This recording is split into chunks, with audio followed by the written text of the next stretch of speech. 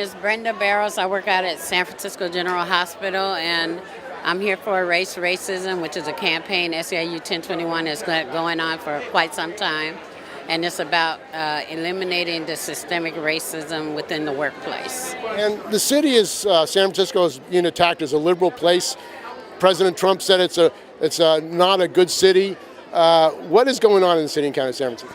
I think there are many good things about the city of San Francisco, but I think one of San Francisco's dirty little secrets is, as with everywhere else, systemic racism is still alive and well, and we need to address it and take care of it.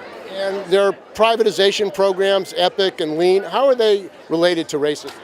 Well, many of these things are corporate-led, right? Corporations, they come up with these systems, they sell them to cities, and unfortunately, many times, the workers are not taken into account when they do these things, and then there end up being problems when they try to implement things, as with what's happening with lean.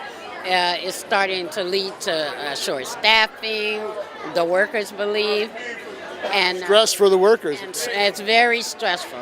I've never seen so many workers out on stress leave as I've seen right now. And I've been with the city 30 years. Like the last 2 or 3 years, it's been outrageous. And the mayor wants to have a budget cut of 6%, 3% a year. What would that mean to frontline public workers?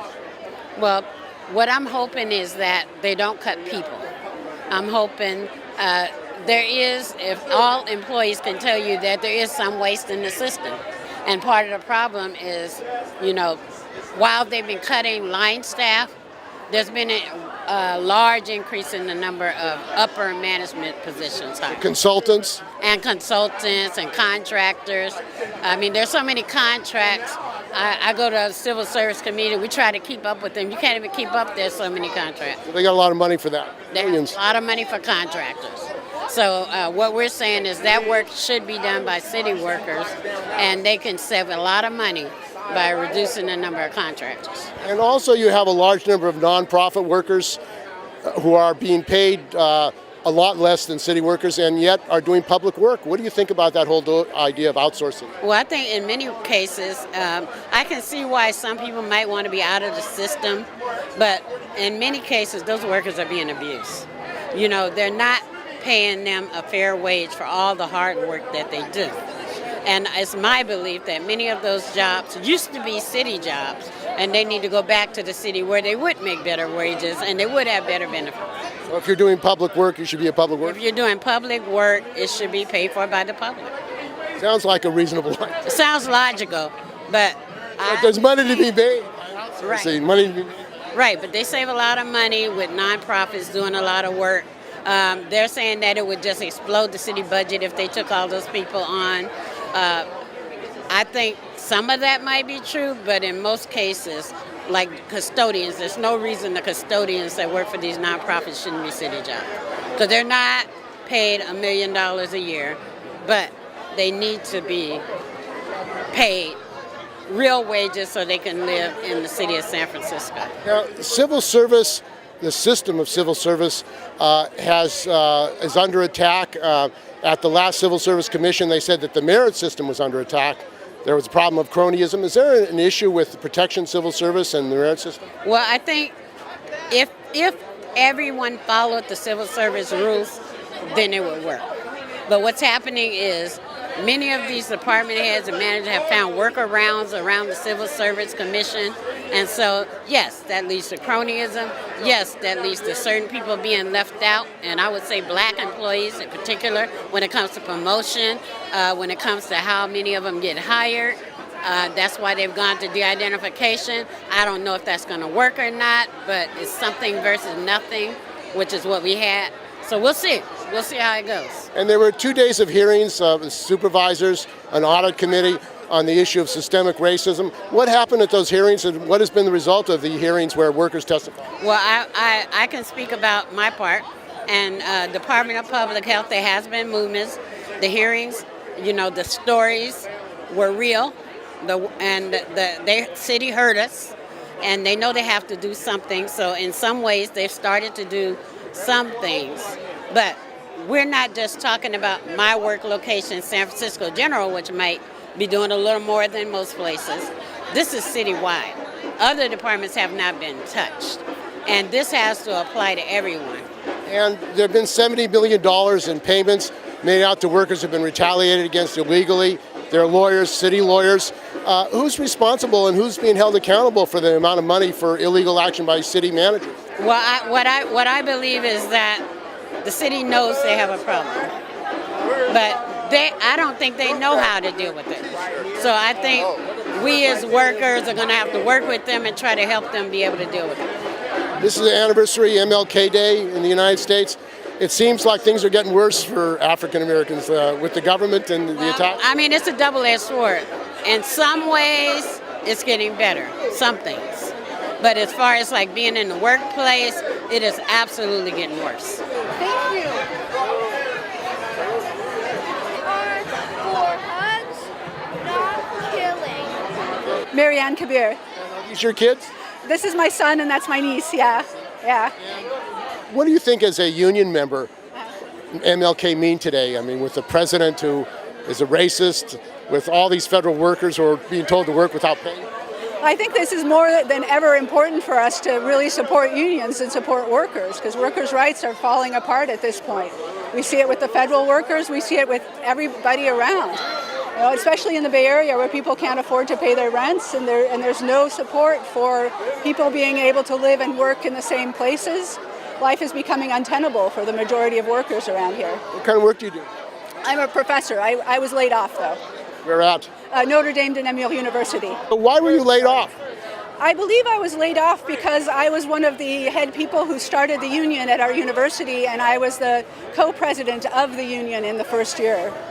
So they decided to close the Department of Religious Studies, even though they are still offering all the same courses. But they decided that was a good reason to lay me off. Is that illegal? It is illegal, so we're going into arbitration now to try to solve this problem.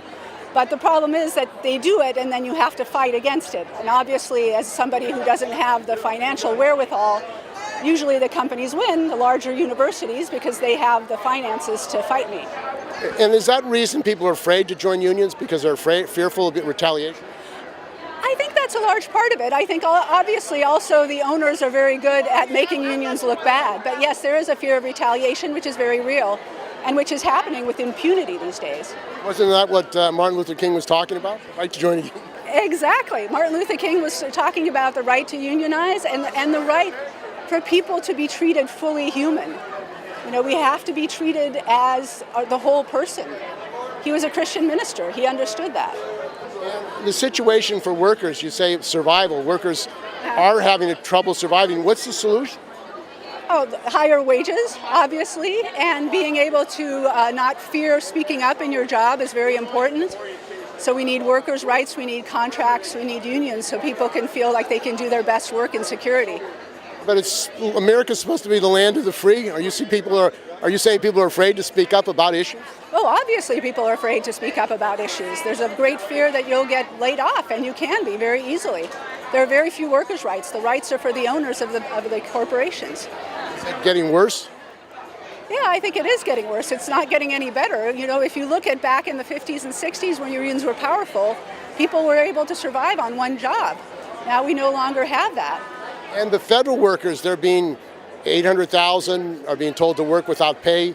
You have 4 million contract workers. What does it say about America that the government is ordering millions of workers to work without pay? There's just no care for the people's lives. There's no love. It's not based in human values. What is it based on? It's based in profit and fear. Yeah. And what can people do about that? I think supporting unions, supporting each other, always working with an open heart and love, always working for justice. So, I mean, more or less talks about. Ms. Kimberly Moses, and currently my union is IBEW 1245. And I'm glad to be here at this march, all the way from Oakland and representing the port. What's going on with privatization and outsourcing? Privatization is really the ruling class way of taking whatever, dismantling the public safety net, first of all, and also to commodify everything. The only thing that the working class has is some kind of control of the public resources. So in order for the ruling class to continue to secure their profits, they need to take over public education, they need to take over public resources, land, water, and even the air. They're poisoning our water, they're still raping the resources, all for profit. And everything is commodified, whether it's our kids, whether it's our health. And not only do we need a change in this system, but the acknowledgement that capitalism is being destroyed and we need to replace it with something for the working class. You're saying that we need to change the system because it's going to destroy everybody, including working people. That is correct.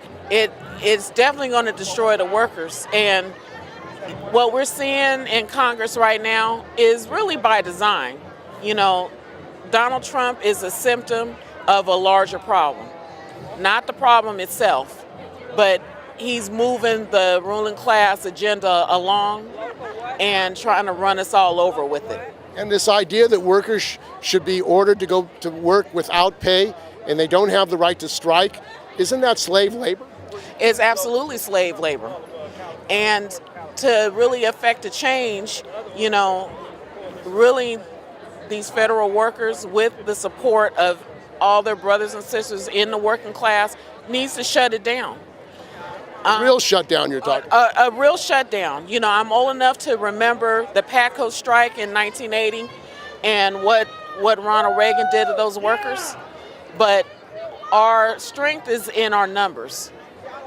And it's important that we stand beside these workers and demand that not only that they reopen government, but that they do not jeopardize the jobs of one worker that decided to take a stand against exploitation. I'm Peter. I'm with the San Francisco Taxi Workers Alliance. And we're here on MLK Day. What are the issues that MLK has to do with taxi workers and the situation of transit? Well, MLK is really just about civil rights for everybody. At least today, that's where we're at. And as a taxi driver, we want equal rights. We want equal rights with the Uber and Lyft drivers that are under-regulated in San Francisco, and while we want a level playing field at the very least.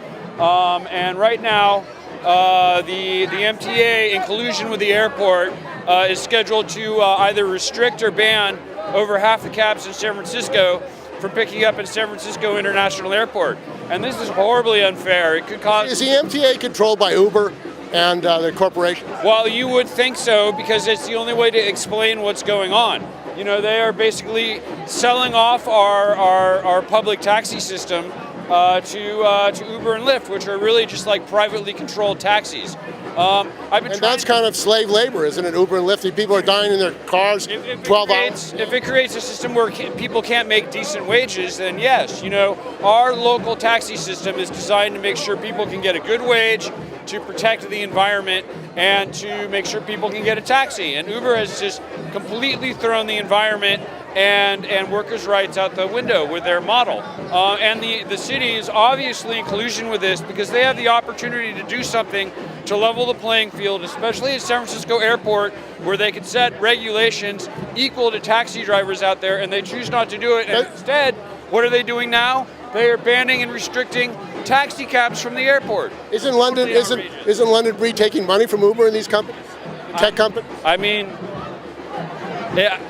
What other way is there to explain it? My name is Naj Daniels, and I'm with SEIU 10 to 1. I work in the nonprofit sector, and I was just speaking about privatization and how it's going to affect us as people of color, as we have always depended on the city and county to provide us with good jobs, good paying jobs that have allowed us to excel into middle class.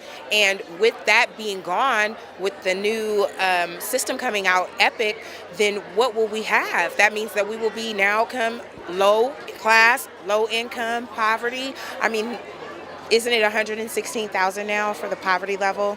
come on, and city jobs start out paying at $60,000. So you do the math. And in the nonprofit industry, how do people survive? Talk about that, the conditions of nonprofit. In the nonprofit industry, I'm sure you've heard, I talked about it when we passed the MCO. I work 3 jobs just to maintain my residency in San Francisco. I live in a low-income, affordable housing, which constantly is going up with the rent increases.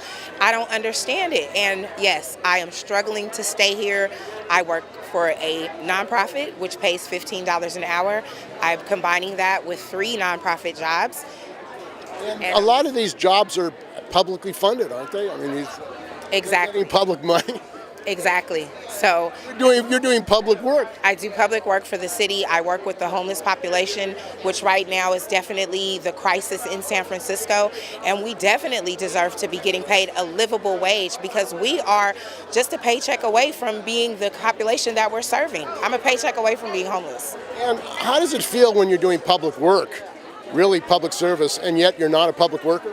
I'm saying if I didn't have a good heart and the passion and the drive wasn't already instilled in me from my values, then I definitely would be a bitter, grumpy worker, and I would not be doing my job, or I would be giving you the bare minimum, because that's what it feels like when I look at my paycheck, that the city, that the company that I work for is giving me the bare minimum. And, I mean, poverty wages. I mean, Yes. there's so many workers, like the federal workers now, they want them to work without pay. What do you think about that idea? I am so outdone with the government shutdown and how it's affecting people that I know, people that I don't know. That's like ridiculous. I couldn't imagine what I would do with no paycheck and I have a job. I'm employed, but I'm not getting a paycheck. What are you supposed to do? I've never heard of this before in my 40 years of living. And slave labor. They're ordering you to work, but they're not paying. Exactly. Do you know anyone that's been affected by that? I do. I have a personal friend of mine who is a federal employee who is constantly reaching out to her support group because she has to go into her rainy day funds just to make it. But she's not complaining. You know, she just definitely wants people to wake up and realize that it could happen to you. It could happen to you. And the billionaires are doing well in the United States, and yet they're saying people should work for free? Right. Of course, you know what the 1%ers have always done. They'll continue to be themselves. Thank you. You're welcome. So Brandon, why don't you talk about why you're out here today? What does MLK mean to you today? 2019, all these workers without work, telling workers that they have to work without pay. 2019, it's unbelievable that we even still going through this right now. You know, we still going through racism, especially with the city and county of San Francisco, where we are 15% of the workforce, but 38% of the layoffs. You know, so that's why we out here today, because we want to address, first of all, we wanted to let it be known publicly what's going on with the city and county of San Francisco and its workforce. And there's trying to privatize the pharmacy, EPIC program, privatization. What is that relationship to racism in the city and county of San Francisco? Well, first of all, I mean, even in the pharmacy department, it's already, you know, bad enough that there's very few African Americans working in that department. Then when you privatize it, it's going to make it even worse, because the people that work in the private sector, I haven't seen any pharmacists that are African American that work in the majority of the private sector places. So, you know, it's all bad if they try to do that for the city and county. And they say that they have to make things more efficient. You know, that's this lean program to make things more efficient. You think that's a subterfuge to really get rid of African American Latino work? The lean process, the EPIC process, that's all it's doing. It's just a way to systematically push out not only our African American employees, but it also is going to push out our African American patients. And you're serving a lot of African American patients in the health system, yet they're getting rid of nurses and African American workers who do the work. Right, and it's a shame because, you know, as a city and county, you know, you want to create systems, you know, that will be in place, you know, so every ethnicity will be able to use those systems, and we'll be able to better provide for our patients, you know. But with a system like EPIC, you know, they said it's supposed to streamline everything and make things a lot quicker, but in reality, I don't think that's going to happen. And the mayor has said that they want to cut the budget, I think 3% this year, 3% next year, when all this money's coming in, Salesforce, all this additional revenue.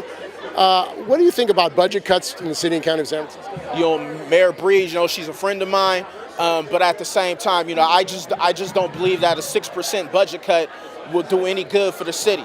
And we're already lacking services. We're already lacking staffing. You can go to any clinic in any given day, and patients are waiting there 30 to 45 minutes just to even see a medical provider after they checked in at their appointment time. So it's obvious that that these services are needed and the staffing is needed, and a 6% budget cut, it's not only going to affect the patients we serve, but it is going to affect us too. It's going to affect it's going to affect the frontline worker that does the work. It's going to affect the frontline workers that does the work. And not only that, if we're disaster relief workers for the city and county of San Francisco, but yet 80% of the workers don't live here in San Francisco, that's going to hurt even more. And what should workers do about this on MLK Day, besides marching? Stand up and fight back. We got to fight back, on MLK Day. We got to fight back on bargaining. We got to hit the streets. We got to make a connection with the community so they can get behind us. That's the only way we're going to win this. And all the federal workers now, 4 million contract workers, 800,000 federal workers, they want them to work without pay. They're ordered back to work, and they don't have the right to strike. What is going on with this country? Absolutely stupid, and I don't even see why the federal workers and their unions even agreed to that. That is absolutely dumb. They knew when Trump got into office, when them people elected that man in, that they knew that he was going to do something as dumb as this. And do you think people should work without pay? No, absolutely not. How they going to pay rent? How they going to pay mortgage? How they going to feed their kids? How they going to feed themselves? How they going to pay for child care? You can't survive. Can't survive unless you got money, right? Well, Trump says they should get additional jobs, do Uber. Can you survive on that? Don't you think enough people drive Uber? Do a privatization is there a connection to racism in privatization? Absolutely. First, they want to privatize, the pharmacy, okay, with DPH. Then they want to privatize the mental health sector. They want to bring in folks like, Health Right 360 and these other contractors, Beacon, and all these other contractors, to serve the people.